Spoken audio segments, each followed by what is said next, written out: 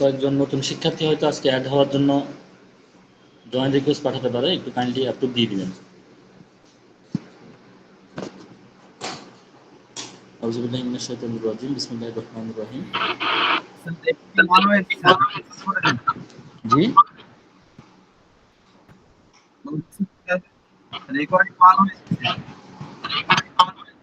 জি জি জি জি আসসালামু আলাইকুম রহমতুল্লাহ।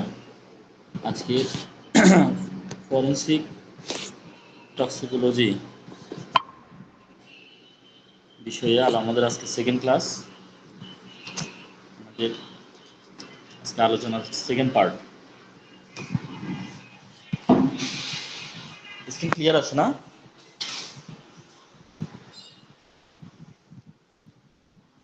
স্ক্রিন তো ক্লিয়ার আছে, দেখতে পাচ্ছেন সবাই?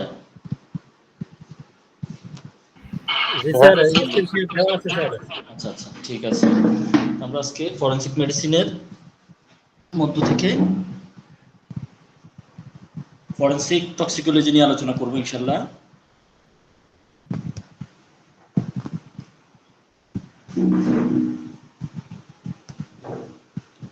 তো আমরা গত ক্লাসে বেশ কিছু টক্সিন নিয়ে আলোচনা করেছিলাম। তো এবারের ক্লাসে আমরা আরো কিছু টক্সিন নিয়ে, টক্সিনের বিষক্রিয়া নিয়ে আমরা আলোচনা করব ইনশাআল্লাহ। তো সর্বপ্রথম আমরা আজকে পড়ব গ্লাসিয়াল অ্যাসিটিক অ্যাসিড নিয়ে। গ্লাসিয়াল অ্যাসিটিক অ্যাসিড হচ্ছে একটা অ্যানহাইড্রোস অ্যাসিটিক অ্যাসিড।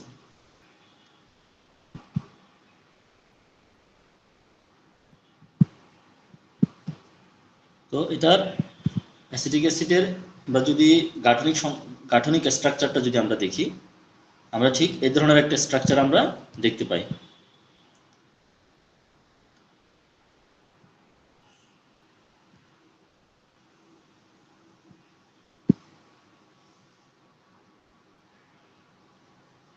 আচ্ছা, acetic acid that contains a very low amount of water, অর্থাৎ অ্যাসিটিক অ্যাসিডে যদি খুব কম পরিমাণে যদি পানি মেশানো থাকে, তা লেস দেন 1%, মানে 1%-এরও কম, ইজ কল্ড হাইড্রোস বা water free acetic acid or glacial acetic acid বলা হচ্ছে এটাকে। এবং এটার গলনাঙ্ক হচ্ছে 16.6 ডিগ্রি সেলসিয়াস বা সেন্টিগ্রেড, 16.6 ডিগ্রি সেন্টিগ্রেড। তো এখানে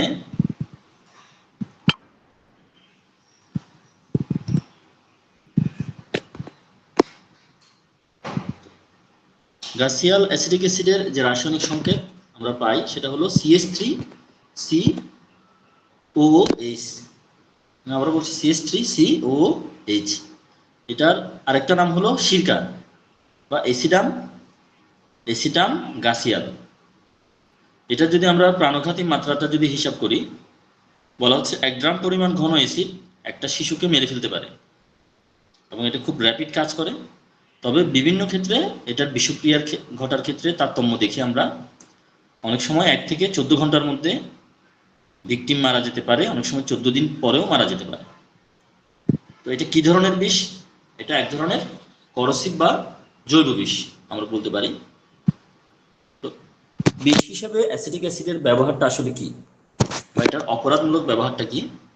আত্মহত্যা করার জন্য ব্যবহার করতে পারে, যদিও বা এটা ব্যবহার করে আত্মহত্যা করে এরকম রেকর্ড খুবই কম। এটা হত্যা করার জন্য ব্যবহার করে, বিশেষ করে শিশু হত্যায় অনেকে ব্যবহার করে এটা। দুর্ঘটনাবশত যদি ব্যবহৃত হয়ে যায় সেক্ষেত্রেও কিন্তু বিপত্তি ঘটতে পারে।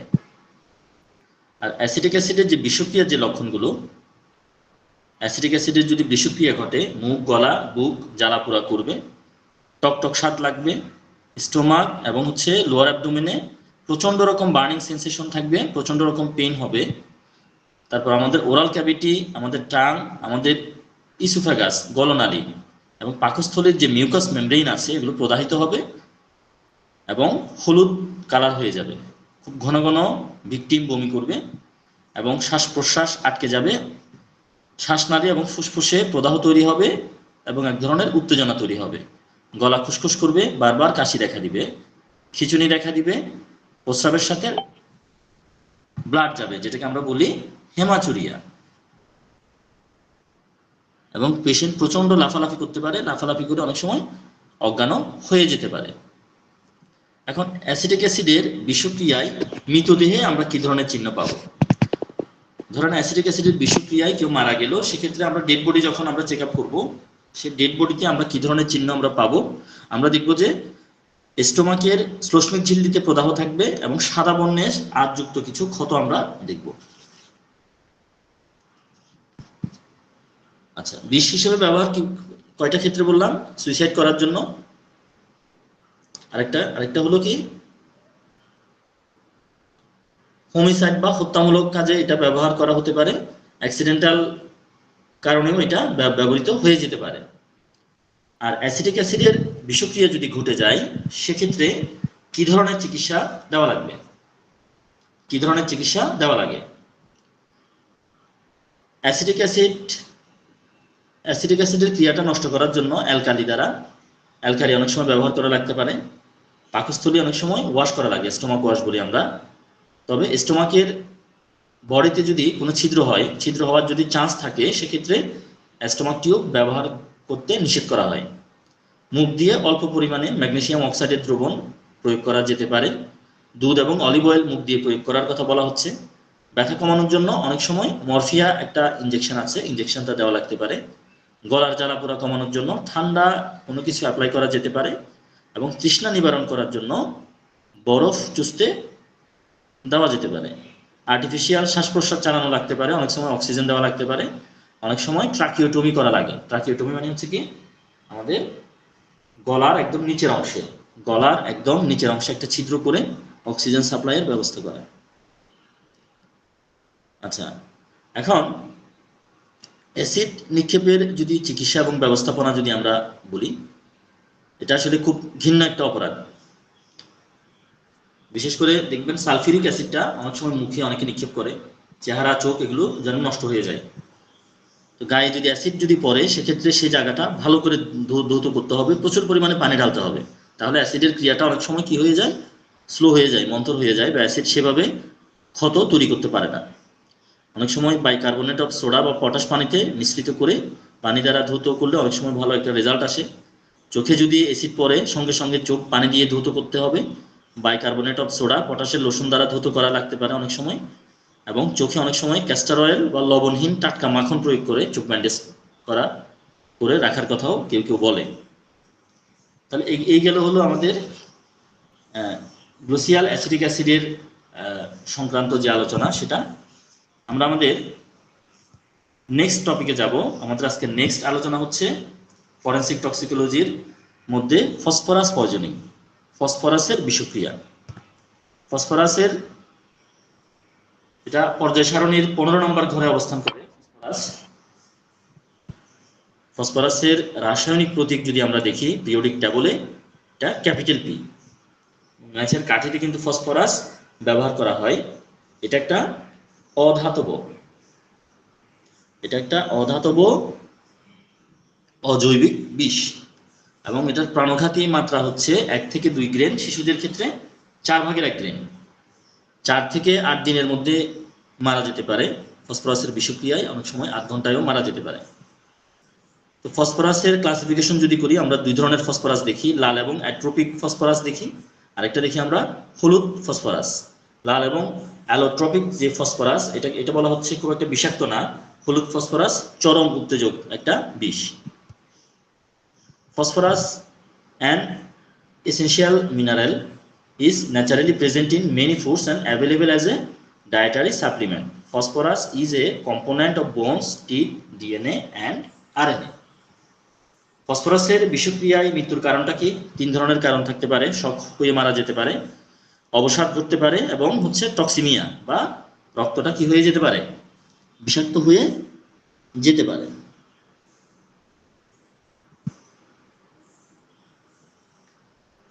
ফসফরাসের বিষক্রিয়ার লক্ষণগুলো যদি আমরা দেখি, বলা হচ্ছে যারা দীর্ঘদিন ধরে দিয়াশলাইয়ের কারখানায় কাজ করবে, তারা ফসফরাসের বিষক্রিয়ায় আক্রান্ত হয়ে যেতে পারে। কারণটা হচ্ছে কি, শ্বাস প্রশ্বাসের সাথে, নিঃশ্বাসের সাথে এই ফসফরাস শরীরে প্রবেশ করে এবং বেশ কিছু সিমটম তৈরি করে,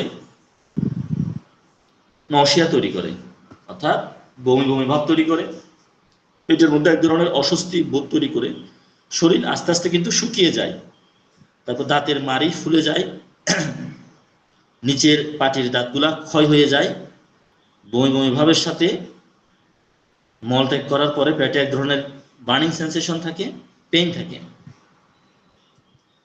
Ingestion of elemental white or yellow phosphorus typically causes severe vomiting and diarrhea। অর্থাৎ ফসফরাসের বিষক্রিয়ায় কমন ভাবে যেটা আমরা দেখি, সিভিয়ার ভমিটিং হবে, খুব বেশি মানে ভয়াবহ বমি হবে এবং পাতলা পায়খানা হবে, which are both described as smoking, luminescent and having a garlic like odor। অর্থাৎ এখানে বলা হচ্ছে যে রসুনের মতো একটা গন্ধ পাওয়া যাবে। Other signs and symptoms of severe poisoning might include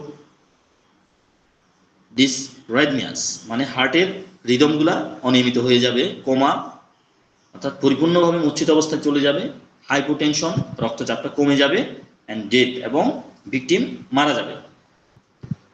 ফসফরাসের বিষ হিসেবে ব্যবহার বা অপরাধমূলক ব্যবহার যদি আমরা দেখি, আমরা দেখব যে হত্যামূলক খুব কম ব্যবহৃত হয়, এটা হত্যা করার জন্য, সুইসাইড করার জন্য মাঝে মাঝে কেউ ব্যবহার করলেও করতে পারে, দুর্ঘটনা এটা একটা সাধারণ ব্যাপার। আচ্ছা, অর্থাৎ ফসফরাসের কাছাকাছি কোনো মানুষ যখন থাকবে, অবস্থান নিবে, এটা খুব সাধারণভাবে দুর্ঘটনায় পতিত হবে। এখন আমরা যদি ফসফরাস পয়জনিং এর যে লক্ষণগুলা আমরা যদি দেখি, আমরা দেখব যে প্রথম পর্যায়ে যে লক্ষণগুলো আমরা দেখব, বিষ গিলে ফেলার 2 ঘন্টার মধ্যে বেশ কিছু লক্ষণ আসে। প্রথমে গলায়, কণ্ঠনালীতে, পাকস্থলীতে এবং পরে আস্তে আস্তে সারা পেটে গরম বোধ থাকবে, জ্বালা পোড়া ছড়িয়ে পড়বে, মুখে রসুনের স্বাদ অনুভব হবে এবং শ্বাস প্রশ্বাসে রসুনের গন্ধ বের হবে, একটু আগে যেটা বললাম, গার্লিক লাইক একটা ওডর পাওয়া যাবে, বমি বমি ভাব থাকবে এবং পরে ক্রমাগত বমি হবে। বমির রংটা কফি কালারের হবে বা হলুদ বর্ণের হবে, অন্ধকারে চিকচিক করবে, রসুনের গন্ধযুক্ত বমি। ফসফরাস অনেক সময় অন্ধকারে চিকচিক করে। আচ্ছা, চরম অবসাদ দেখা দিবে, মানে পেশেন্টটা খুবই উইক হয়ে যাবে, গায়ের চামড়াটা ঠান্ডা হয়ে যাবে, আঠালো হয়ে যাবে। এই সময় পেশেন্ট মারা যেতে পারে। তবে রোগী যদি বেঁচে যায় তবে অসুস্থতার দ্বিতীয় পর্যায়ে প্রবেশ করবে, অর্থাৎ বিষক্রিয়ার সেকেন্ডারি পর্যায়ের যে সিমটমগুলা সেগুলো দেখা দিবে। কিরকম সিমটম দেখা দিবে? ব্যথা অনেক কমে যাবে, পেটে সামান্য ব্যথা থাকবে, মাঝে মধ্যে বমি হবে, পায়খানা একদম বন্ধ হয়ে যেতে পারে। এই পর্যায়ে রোগীকে আমাদের মনে হবে যেন সুস্থ হয়ে গেছে। 2 থেকে 4 দিন যখন চলে যাবে তখন পুনরায় আরো কিছু সিমটম দেখা দিবে। এটা হলো টারশিয়ারি পর্যায় বা তৃতীয় পর্যায়। তো আমরা টারশিয়ারি পর্যায় বা তৃতীয় পর্যায়ে কি কি লক্ষণ পাবো ফসফরাসের বিষক্রিয়ার ক্ষেত্রে? প্রথমত আমরা দেখব যে জন্ডিস দেখা দিবে, হলুদ হয়ে যাবে শরীর, সেই সাথে লিভারে ব্যথা থাকবে, প্রস্রাবের পরিমাণটা কমে যাবে, প্রস্রাব কারো কারো ক্ষেত্রে দেখবেন একদম বন্ধ হয়ে যাবে, প্রস্রাবে অ্যালবুমিন থাকবে, রক্তের মিশ্রণ থাকবে, বর্ণটা রক্তের মতো হবে, বমি এবং দাস্ত পুনরায় শুরু হবে এবং সেগুলোতে রক্ত দেখা যাবে, পেটের ব্যথা খুব সিভিয়ার আকার ধারণ করবে, পালস খুবই স্লো হয়ে যাবে, খুবই ফিবল বা ক্ষীণ হয়ে যাবে, খুবই দুর্বল হয়ে যাবে এবং পেশেন্ট প্রলাপ বকতে পারবে, বিকারগ্রস্ততা দেখা দিতে পারে, ইক্লামশিয়া বা খিঁচুনি দেখা দিতে পারে পেশেন্টের মধ্যে, এবং দেহের যে টেম্পারেচার, যে নর্মাল টেম্পারেচার, সেই টেম্পারেচারের তুলনায় অনেক কমে যাবে দেহের টেম্পারেচারটা। তাহলে এভাবে টেম্পারেচার কমে গেলে কিন্তু পেশেন্টটা অজ্ঞান হয়ে যাবে, চেতনা লোপ পাবে পেশেন্টের এবং পেশেন্টটা মারা যাবে। আচ্ছা, আমরা ফসফরাসের বিষক্রিয়ার ক্ষেত্রে ডেড বডিতে কি ধরনের চিহ্ন আমরা দেখবো? একটা মৃতদেহ ফসফরাসের বিষক্রিয়ায় কেউ মারা গেল, সেক্ষেত্রে সেই বডিতে আমরা কি ধরনের চিহ্ন আমরা পাবো? এটা ফরেনসিক মেডিসিনের খুব একটা ইম্পর্টেন্ট বিষয়, যে ডেড বডিতে বিভিন্ন রকম সিমটম চিহ্ন এগুলো খুঁজে বের করা। ফসফরাসের বিষক্রিয়ায় যদি কেউ মারা যায় সেক্ষেত্রে আমরা দেখব যে স্টোমাকের যে মিউকাস মেমব্রেন আছে সেখানে ব্লাড জমে থাকতে পারে, আবার নাও থাকতে পারে। আবার স্টোমাকের ভিতর থেকে রসুনের মতো একটা গন্ধ আমরা পাবো। এটা প্রথম পর্যায়ে যখন আমরা পাবো। তৃতীয় পর্যায়ে যদি মৃত্যুবরণ করে, প্রথম পর্যায়ে মৃত্যুবরণ করলে এই লক্ষণগুলো পাবো। আর যদি তৃতীয় পর্যায়ে মৃত্যুবরণ করে কেউ, ওই যে একটু আগে তৃতীয় পর্যায়ের লক্ষণগুলো বললাম, ওই সময় যদি কেউ মারা যায় কোনো পেশেন্ট, সেক্ষেত্রে আমরা কি ধরনের লক্ষণ পাবো? দেহের ভিতরে এবং বাইরে জন্ডিসের লক্ষণ আমরা পাবো। লিভারটা বড় হয়ে গেছে আমরা দেখব, হলুদ হয়ে গেছে দেখব, লিভারের উপরের দিকে এবং ভিতরে ছেঁড়া তালির মতো অংশ দেখা যাবে এবং রক্ত জমে আছে এমনটা দেখা যাবে। স্কিনের নিচে মিউকাস মেমব্রেন এবং দেহের ভিতরে রক্তক্ষরণ পাওয়া যাবে। হার্ট এবং ইউরিনারি ব্লাডারে রক্ত জমাট অবস্থা রক্ত পাওয়া যাবে, জরায়ের ভিতর রক্ত জমাট অবস্থায় পাওয়া যাবে। এগুলো হলো কি টারশিয়ারি ফেজে ফসফরাসের তৃতীয় পর্যায়ের যে বিষক্রিয়া, ওই বিষক্রিয়ার সময় যদি কেউ মারা যায় তখন এই ধরনের আমরা বৈশিষ্ট্যগুলো আমরা পাবো। আর ফসফরাসের বিষক্রিয়ার পেশেন্টদের আমরা কিভাবে ট্রিটমেন্ট আমরা দিব? ফসফরাসের বিষক্রিয়ার ক্ষেত্রে আমরা ট্রিটমেন্ট দিব যে পাকস্থলী হইতে যে অতিরিক্ত খাবার এগুলো বের করার জন্য ইমেটিক্স আমরা দিতে পারি। স্টোমাক টিউব দ্বারা পাকস্থলীটা ওয়াশ করা লাগবে। ধোয়ার জন্য 0.2 থেকে 0.3 ভাগ পটাশিয়াম পারম্যাঙ্গানেট লোশন, শুধুমাত্র পানি বা 0.1% কপার সালফেট দ্রবণ ব্যবহার করা যেতে পারে। ব্যথা কমানোর জন্য মরফিন ইনজেকশন বা প্যাথেড্রিন, এগুলো হচ্ছে পেইন কিলার ইনজেকশন আর কি, এগুলো ব্যবহার করা যেতে পারে। রেনাল ফেলিওর যদি হয় পেরিটোনিয়াল ডায়ালাইসিস বা হিমোডায়ালাইসিস প্রয়োজন হতে পারে। যকৃতের কার্যকারিতার জন্য গ্লুকোজ এবং হাইড্রোকর্টিসন 100 মিলিগ্রাম শিরার মধ্যে অনেক সময় ইনজেক্ট করা লাগতে পারে। চর্বি এবং তৈল জাতীয় খাবার এবং দুধ কিছু সময়ের জন্য দেওয়া নিষিদ্ধ, এই বিষয়টা মনে রাখতে হবে আমাদের। আমরা ফসফরাসের বৈধ ব্যবহারটা আসলে কখন? ফসফরাসের বৈধ ব্যবহার হচ্ছে দিয়াশলাই প্রস্তুতে এবং পোকা মারার ওষুধে অনেক সময় কিন্তু এই ফসফরাসটা ব্যবহার করা হয়ে থাকে। আমার স্লাইডগুলো কি চেঞ্জ হচ্ছে? দেখেন তো চেঞ্জ হয়েছে? হ্যাঁ হয়েছে। আমাদের আজকে থার্ড টপিক হলো আর্সেনিক। আর্সেনিকের রাসায়নিক যে সংকেত সেটা হলো এএস। এটা হলো আর্সেনিক, একটা মৌলিক একটা পদার্থ। তো আর্সেনিক কোন ধরনের বিষ? এটা একটা ধাতব অজৈবিক উত্তেজক বিষ বলা হচ্ছে। প্রাণঘাতী মাত্রা বলা হচ্ছে 2 থেকে 3 গ্রেন এবং প্রাণঘাতী সময় বলা হচ্ছে 12 থেকে 24 ঘন্টা। তো আর্সেনিকেরও অনেকগুলো প্রকারভেদ আছে। এখানে বিভিন্ন রকম আর্সেনিকের কথা বলা হচ্ছে, যেমন ধরেন আর্সেনিয়াস অক্সাইড বা সাদা আর্সেনিক, আর্সেনিকের সালফাইড আছে, লাল সালফাইড আছে, অপর নাম আসিলা হলুদ সালফাইড আছে, এটাকে কেউ কেউ সেকু বলে। আর্সেনাইড অফ কপার আছে, অ্যাসিড কিউপার আর্সেনাইড আছে, অ্যাসিটো আর্সেনাইড অফ কপার আছে। এখন আর্সেনিকের যে প্রতিক্রিয়া, স্থানিক প্রতিক্রিয়া থাকতে পারে, পরোক্ষ প্রতিক্রিয়া থাকতে পারে। স্থানিক যে ক্রিয়া, সেখানে আমরা কি দেখি? আমরা দেখি যে স্টোমাকের যে মিউকাস মেমব্রেন আছে, সেই মিউকাস মেমব্রেনের টাচে যখন যাবে আর্সেনিক, তখন এক ধরনের উত্তেজনা তৈরি করবে, ফলে পেশেন্টের অসহ্য ব্যথা হবে। এটার পরোক্ষ ক্রিয়াটা কি? বিষটা শোষণের পর সেন্ট্রাল নার্ভাস সিস্টেমের উপর ক্রিয়া করে সমগ্র দেহকে অবসন্ন করে ফেলে, পরবর্তীতে খিঁচুনি শুরু হয়। আর্সেনিক আমাদের যে মেডিসিনটা আছে সেটার ক্ষেত্রেও দেখবেন যে পেশেন্ট খুব দ্রুত কিন্তু দুর্বল হয়ে যায়। আর্সেনিক পেশেন্টদেরকে খুব দ্রুত দুর্বল করে ফেলে। আর্সেনিক পয়জনিংয়ের অ্যাকুইট এবং ক্রনিক দুই রকম এখানে সিমটম আমি ইনক্লুড করেছি। অ্যাকুইট সিমটমে আমরা প্রথমে কি পাই দেখেন, হেডেক, মানে মাথা ব্যথা থাকবে, সিভিয়ার ডায়রিয়া অর্থাৎ খুব মারাত্মক ধরনের মানে ডায়রিয়া বা পাতলা পায়খানা থাকবে, ভমিটিং সামটাইমস উইথ ব্লাড, বমি থাকবে সেই সাথে ব্লাড যাবে, পেইন ইন দ্য অ্যাবডোমেন, পেটের মধ্যে ব্যথা থাকবে, মেটাল অর গার্লিক টেস্ট, মুখের মধ্যে এক ধরনের ধাতব স্বাদ বা রসুনের স্বাদ থাকবে, রসুনের কিন্তু ঘ্রাণও আমরা পাই, যেটা একটু আগে বলেছি। আর ক্রনিক আর্সেনিক পয়জনিং এর ক্ষেত্রে মানে দীর্ঘদিন আর্সেনিক যুক্ত পানি বা আর্সেনিক খাচ্ছে, সেক্ষেত্রে কি ধরনের লক্ষণ দেখা যাবে? পার্শিয়াল প্যারালাইসিস দেখা যাবে। এরপর হলো অর্থাৎ শরীরের একটা পাশ প্যারালাইজড হয়ে যেতে পারে, numbness in hands or feet, হাত এবং পা অসাড় হয়ে যাবে, কোনো অনুভূতি থাকবে না সেখানে, ব্লাইন্ডনেস অর্থাৎ অন্ধত্ব চলে আসতে পারে, সিজার্স মানে হলো খিচুনি হতে পারে, তারপর হলো ক্রন্স হতে পারে, পায়ের মধ্যে কিছু করা হতে পারে। এরপর হলো স্কিন ডিসকলারেশন অর থিকেনিং, অর্থাৎ চামড়াটার কালার চেঞ্জ হয়ে যেতে পারে অথবা চামড়াগুলো পুরু বা মোটা হয়ে যেতে পারে।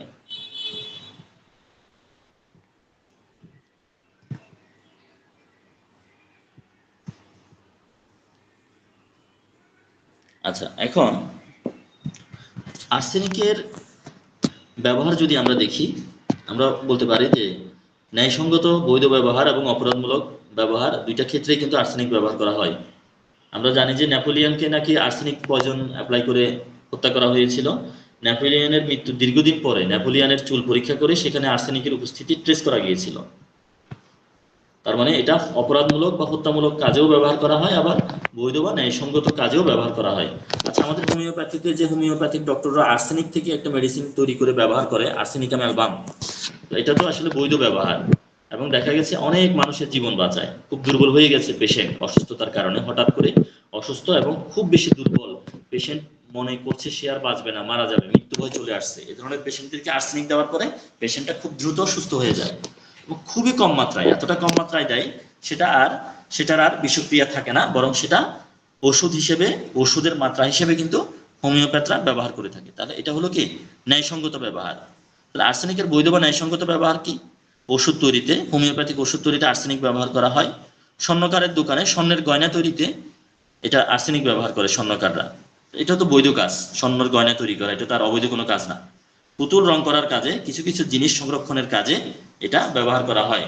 তাহলে পুতুল রং করার কাজে অনেক সময় দেখবেন হিন্দুদের যে প্রতিমাগুলো আছে, ওই প্রতিমাগুলোর ক্ষেত্রে অনেক সময় রং করার জন্য কি করা হয়, আর্সেনিক বা বিভিন্ন রকম হয়তো পয়জন সেই মূর্তির গায়ে ব্যবহার করা হয়। এবং ইন্ডিয়া সরকার একটা ব্যবস্থা নিয়েছেন, প্রতিমাগুলোকে নদীতে সমুদ্রে বিসর্জন না দিয়ে ঘরে কোনো ছোট্ট কোনো মানে পানি জমিয়ে ছোট্ট কোনো বলে মাটির পাত্রে নিরাপদ কোনো জায়গায়, অর্থাৎ গঙ্গায় বা কোনো মানে সাধারণ মানুষ যে পানি ব্যবহার করে সেই পানির উৎসে যেন সে রং মিশে যেন ক্ষতির কারণ না হয়, সেজন্য ছোট্ট কোনো বালতিতে ছোট্ট কোনো জায়গায় মানে ছোট্ট ছোট মূর্তি তৈরি করে সেখানে বিসর্জন দেওয়ার জন্য ইন্ডিয়ান সরকার ব্যবস্থা নিয়েছে।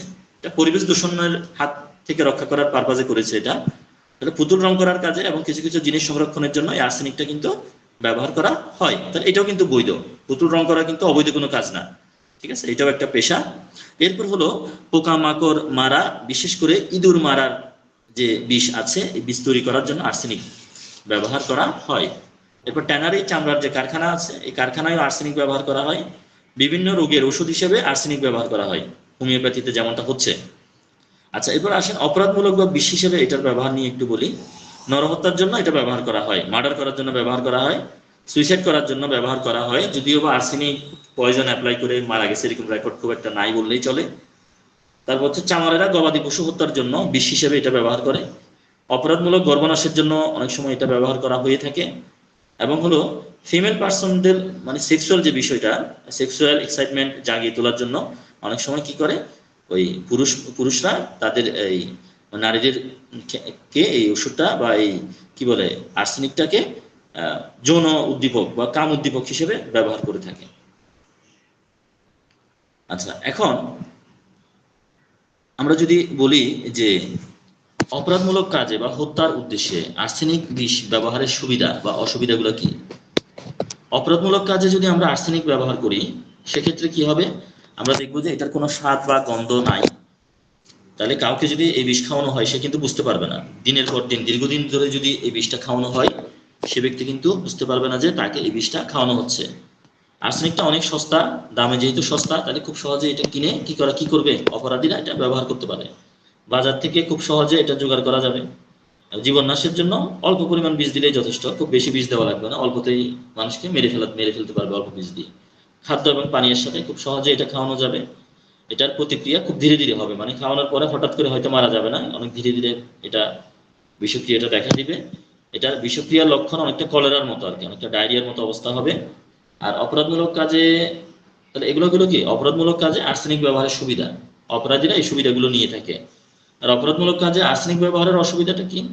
মৃতদেহে এই বিষ অতি সহজেই শনাক্ত করা যায়, মানে যখন পোস্টমর্টেম হবে ডক্টররা বা যারা ফরেন্সিক যারা এক্সপার্ট যারা আছেন তারা দেখার সাথে সাথে কিন্তু বলে দিতে পারবে, বা অল্প একটু পরীক্ষা নিরীক্ষা করেই বলে দিতে পারবে যে ভিকটিমের শরীরে যথেষ্ট পরিমাণে বা কি বলে মানে প্রাণঘাতী যতটুকু দরকার আর্সেনিক বিষ ততটুকু বিষ প্রয়োগ করা হয়েছে, এটা তারা খুব সহজেই খুঁজে বের করে আনতে পারবে।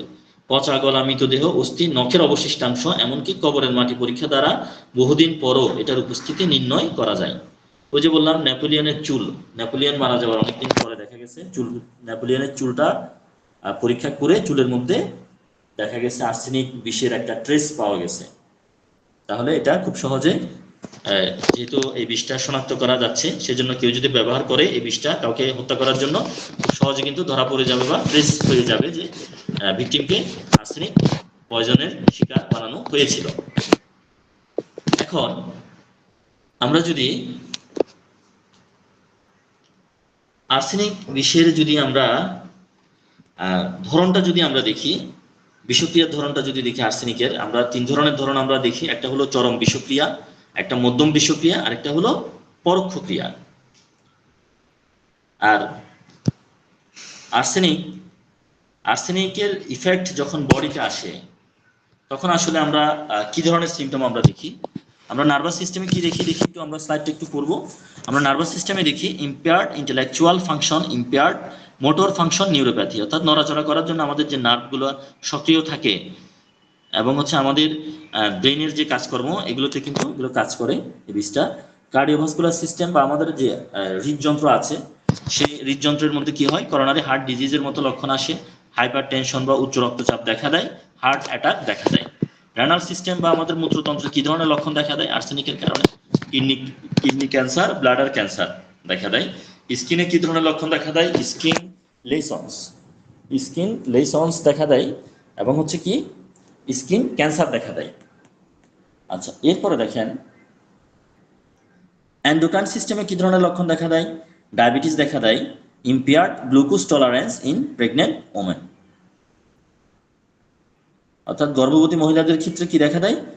ইম্পেয়ার্ড গ্লুকোজ টলারেন্স দেখা দেয়, অর্থাৎ ডায়াবেটিসের মতো লক্ষণগুলো তৈরি হয়। রেসপিরেটরি সিস্টেমে কি ধরনের লক্ষণ দেখা দেয়? রেসপিরেটরি সিস্টেমে দেখা দেয় হলো পালমোনারি টিউবারকুলোসিস বা যক্ষার মতো লক্ষণ তৈরি হয়। তারপর হলো ব্রঙ্কিয়াটাইটিস দেখা দেয়, লাং ক্যান্সার দেখা দেয়, লিভারে হলো লিভার ক্যান্সার দেখা দেয়। এবং ডেভেলপমেন্টাল প্রসেসের ক্ষেত্রে কি কি দেখা দেয়? Increase cancer risk as adult, প্রাপ্তবয়স্কদের মধ্যে ক্যান্সারের ঝুঁকি বাড়িয়ে দেয়। ইনক্রিজ ইনফ্যান্ট মর্টালিটি, শিশু মৃত্যুর হার বাড়িয়ে দেয়। নিউরোলজিক্যাল ইম্পেয়ারমেন্ট দেখা দেয়, অর্থাৎ স্নায়বিক বিভিন্ন রোগ ব্যাধি দেখা দেয়। রিডিউস বার্থ ওয়েট, অর্থাৎ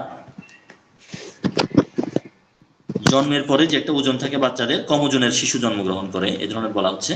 তাহলে এখানে আমরা আর্সেনিক ইফেক্টের হিউম্যান বডিতে মানে যে ধরনের ইফেক্টগুলো তৈরি করতে পারে, এখানে আমরা সম্ভাব্য কিছু ইফেক্ট নিয়ে আমরা পড়লাম। এবং আমরা এখানে দেখেন আর্সেনিক পয়জনিং এর কিছু ফিচার এখানে উল্লেখ করেছি। এখানে আমরা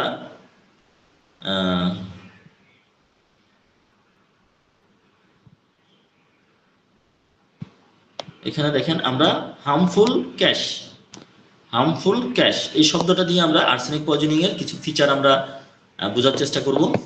হার্মফুল ক্যাশের প্রথম বর্ণ হচ্ছে এইচ দিয়ে দেখেন একটা এখানে কিছু বৈশিষ্ট্য বলা হচ্ছে আর্সেনিক পয়জনিং এর ফিচারে।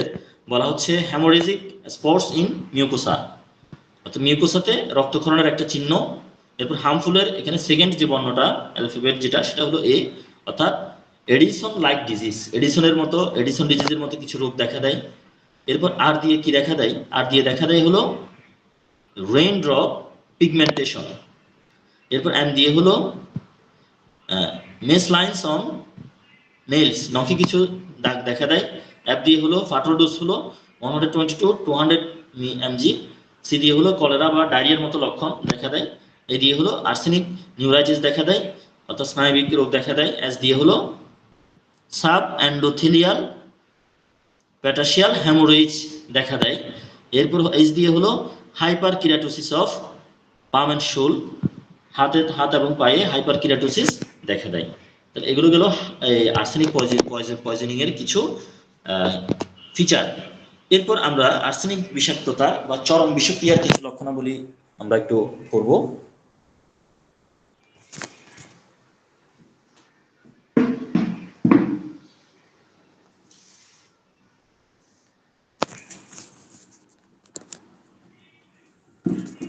আচ্ছা, আর্সেনিক বিষক্রিয়ার লক্ষণে আমরা কি দেখি? আমরা দেখব গ্যাস্ট্রো ইন্টেস্টাইনাল কিছু আমরা লক্ষণ আমরা দেখব। এরপর হলো নার্কোটিকের কিছু লক্ষণ আমরা দেখব। গ্যাস্ট্রো ইন্টেস্টাইনাল যে লক্ষণগুলো আমরা পাই সেটা হলো গলা ও পাকস্থলীতে জ্বালাপোড়া থাকবে, ব্যথা থাকবে, বমি বমি ভাব থাকবে, বুকে জ্বালাপোড়া থাকবে, বমি শুরু হবে, বমিতে রক্তের চিহ্ন পাওয়া যাবে। এরপর হলুদ বর্ণের অথবা সবুজ রঙের রক্ত মিশ্রিত মিউকাস পাওয়া যাবে। অস্থিরতা থাকবে, রোগী ব্যথার প্রচন্ডতায় বিছানায় গড়াগড়ি শুরু করবে, প্রচন্ড পিপাসার সাথে গলা শুকিয়ে যাবে, গলা খসখসে ভাব হবে, জিহ্বার উপর কোমল সাদা গাঢ় একটা প্রলেপ পড়বে, পেটটা ফুলে যাবে, প্রচন্ড ব্যথা হবে, ছোঁয়া মাত্র ব্যথা অনুভব করবে, অর্থাৎ স্পর্শকাতরতা থাকবে, চাল ধোয়া পানির মতো ঘন ঘন মলত্যাগ হবে এবং সেটার সাথে রক্তের একটা মিশ্রণ আমরা পাবো। একটু আগে যে আলোচনায় আমরা দেখলাম মলদ্বারে প্রদাহ ও যন্ত্রণা হবে, জ্বালাপোড়া হবে, মলত্যাগের সময় ভীষণ কষ্ট হবে, প্রস্রাবের পরিমাণ কমে যাবে, অথবা সম্পূর্ণ বন্ধ হয়ে যাবে। প্রস্রাবের সময় ভীষণ জ্বালাপোড়া হবে, খুব অস্থিরতার পর অবসাদ ও ক্লান্তিবোধ হবে, মাংসপেশির কম্পন দেখা দিবে, নাড়ির গতি কমে যাবে, অর্থাৎ পালসের যে রেটটা, পালস রেটটা অনেকটা ফিবল বা স্লো হয়ে যাবে, শ্বাস প্রশ্বাস খুব ফাস্ট হবে, টেম্পারেচার কমে যাবে, শরীরটা ঠান্ডা ঘামে ভিজে যাবে, চোখ মুখ বসে যাবে, নীলবর্ণ হয়ে যাবে, মাঝে মধ্যে বিড়বিড় করে প্রলাপ বকবে এবং সেটার সাথে একটা খিঁচুনি দেখা দিতে পারে। রোগী অজ্ঞান হয়ে যাবে এবং 24 থেকে 36 ঘন্টার মধ্যে হার্ট অথবা শ্বাস প্রশ্বাস বন্ধের কারণে রোগীটা মারা যাবে। আচ্ছা, নার্কোটিক ধরনের বিষক্রিয়ার উপসর্গ যদি আমরা দেখি, মাথা ঘোরা, অস্থিরতা থাকবে, প্রলাপ বকবে, বিকারগ্রস্ত হবে, মাংসপেশিতে একটা পেন অনুভব করবে, 1 বা 2 ঘন্টার মধ্যে মারা যাবে। দীর্ঘদিন ধরে যদি আর্সেনিক ব্যবহার করা হয়, আর্সেনিকের যদি অপব্যবহার হয়, তাহলে কি হবে?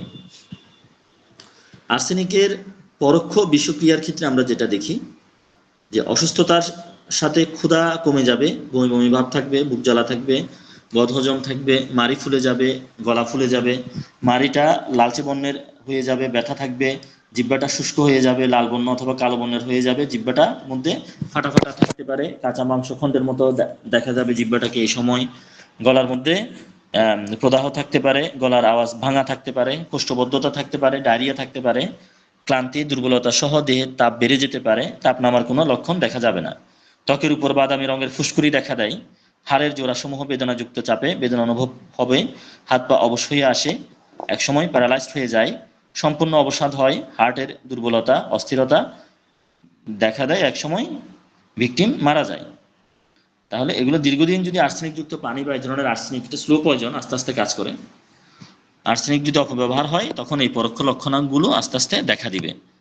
এখন অ্যাকুইড আর্সেনিক যদি পয়জনিং এবং হলো যে কলেরার মধ্যে যদি পার্থক্য আমরা হিসাব করি, আর্সেনিক বিষাক্ততায় যেটা ঘটে সেটা হলো যে প্রথমে বমির সাথে মিউকাস, বাইল মানে পিত্তরস এবং হলো কি রক্ত, এগুলো যায়। যদি কলেরা হয় তখন কি হয়, প্রথমে মলত্যাগ হয়, পরে বমি হয়, কিন্তু বমির সাথে মিউকাস, বাইল, রক্ত এগুলো থাকে না কলেরা রোগীদের ক্ষেত্রে। আর যদি আর্সেনিক বিষাক্ততার কারণে হয়, গলায় জ্বালা থাকে, ব্যথা থাকে, গলা ব্যথা সহ বমি শুরু হয়। আর যদি কলেরার কারণে যদি কলেরা যদি হয় পেশেন্টের, সেক্ষেত্রে গলা জ্বালা, গলায় ব্যথা থাকে না, তবে বারবার বমি করার কারণে গলা ব্যথা হয়ে যেতে পারে। আর্সেনিক বিষাক্ততার কারণে যদি থাকে, সেক্ষেত্রে মলের সাথে রক্ত এবং বাইল দুইটাই যাবে। আর কলেরার রোগীদের ক্ষেত্রে মলের সাথে রক্ত এবং বাইল থাকবে না। আর্সেনিক বিষাক্ততা যদি হয়, আমরা দেখব ওই ব্যক্তির মলদ্বারে প্রদাহ এবং যন্ত্রণা থাকবে। আর কলেরা যদি হয়, সেক্ষেত্রে আমরা দেখব মলদ্বারে প্রদাহ ও জ্বালা থাকবে না। এরপরে আর্সেনিক বিষাক্ততার ক্ষেত্রে আমরা যেটা দেখি যে গলার স্বরটা স্বাভাবিক থাকে, আর কলেরার ক্ষেত্রে আমরা কি দেখি, গলার স্বর কর্কশ এবং বসে যাবে। আর্সেনিক বিষাক্ততায় আমরা দেখি মল, বমি, পাকস্থলী এগুলো ধৌত করা, যদি মানে এগুলো যদি আমরা ওয়াশ করি, এগুলো যদি ধৌত করি, সেই ধৌত করা পানির মধ্যে আর্সেনিকের একটা উপস্থিতি ট্রেস আমরা পাবো।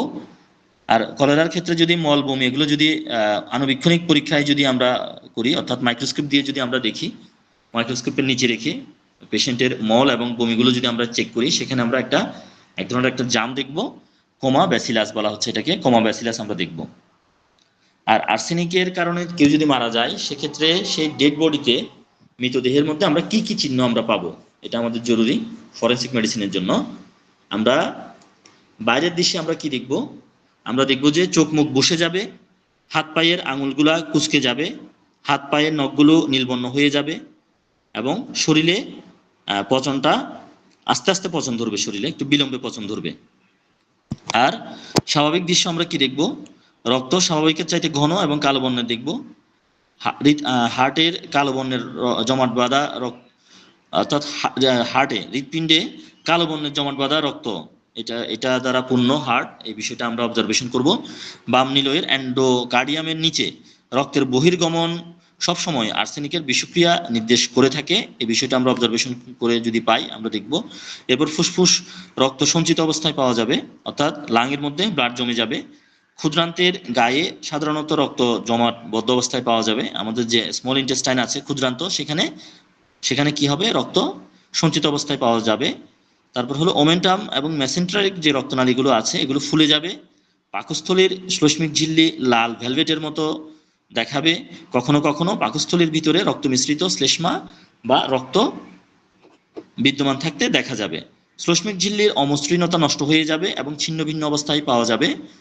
পাকস্থলীর ভিতর কালো বাদামি বর্ণের অথবা সবুজ বর্ণের অথবা কফির মতো রঙের কিছু জিনিস পাওয়া যেতে পারে। কখনো কখনো আর্সেনিক পাওয়া যাবে।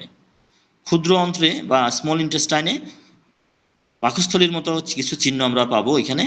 এরপর হলো লিভার, এরপর স্প্লিন এবং কিডনি, এগুলোতেও কিন্তু কি রক্ত সঞ্চিত অবস্থায় পাওয়া যাবে। তাহলে এগুলো গেল আভ্যন্তরিক দৃশ্য। আর্সেনিকের বিষক্রিয়ায় মৃতদেহের আভ্যন্তরিক দৃশ্যে আমরা এই বৈশিষ্ট্যগুলো আমরা পাবো। এখন আর্সেনিক বিষক্রিয়ার ট্রিটমেন্ট বা চিকিৎসাটা একটু আলোচনা করি।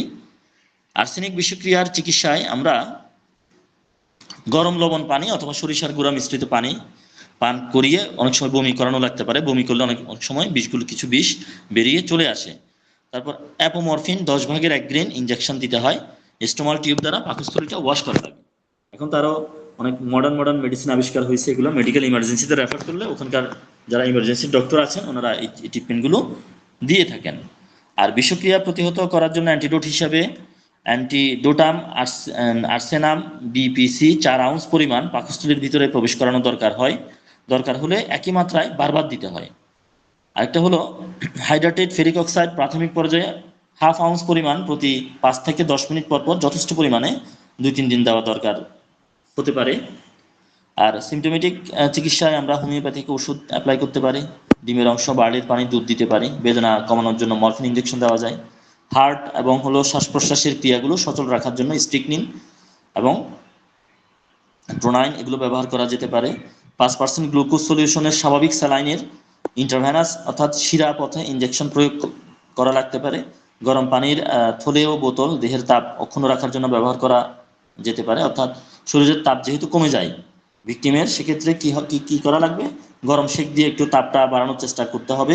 সোডিয়াম থিওসালফেট 10% সলিউশনের 5 cc ইন্টারভেনাস ইঞ্জেকশন যুগে প্রয়োগ করতে হয় এবং বমি বন্ধের পর ক্যাস্টর অয়েল বা ম্যাগনেসিয়াম সালফেট দেওয়া যেতে পারে।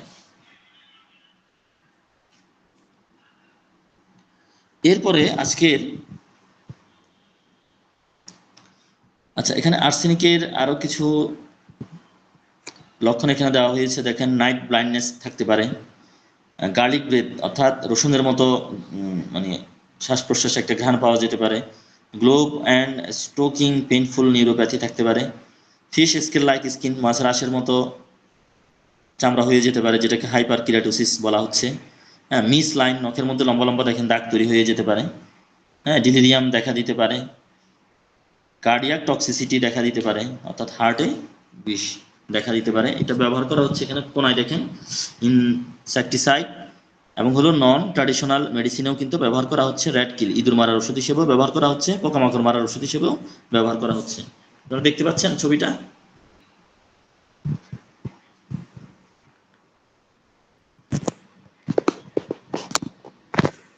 আজকে এতটুকুই থাক। আমরা নেক্সট ক্লাসে ডিডিটি থেকে শুরু করবো ইনশাল্লাহ। আজকে আমরা দুইটা পয়জন নিয়ে আলোচনা করলাম। একটা হলো গ্লাসিয়াল অ্যাসিটিক অ্যাসিড, আরেকটা কি ফসফরাস, আরেকটা আর্সেনিক। তিনটা মোট আমরা তিনটা পয়জন নিয়ে আলোচনা করলাম আজকের ক্লাসে। এতক্ষণ ধরে যে সকল শিক্ষার্থী বন্ধুরা ধৈর্য ধরে আলোচনা শুনলেন, সবাইকে আবারও অনেক অনেক শুভেচ্ছা এবং অভিনন্দন জানাচ্ছি। আল্লাহ সবাইকে ভালো রাখুক, সুস্থ রাখুক। কারো যদি কোনো প্রশ্ন থাকে আপনারা করতে পারেন।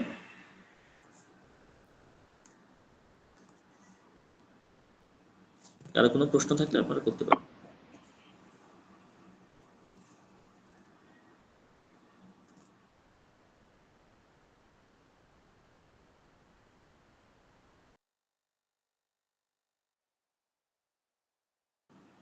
ঠিক আছে, তাহলে আমরা শেষ করে দিচ্ছি। আল্লাহ হাফেজ, আসসালামু আলাইকুম। ওয়ালাইকুম আসসালাম।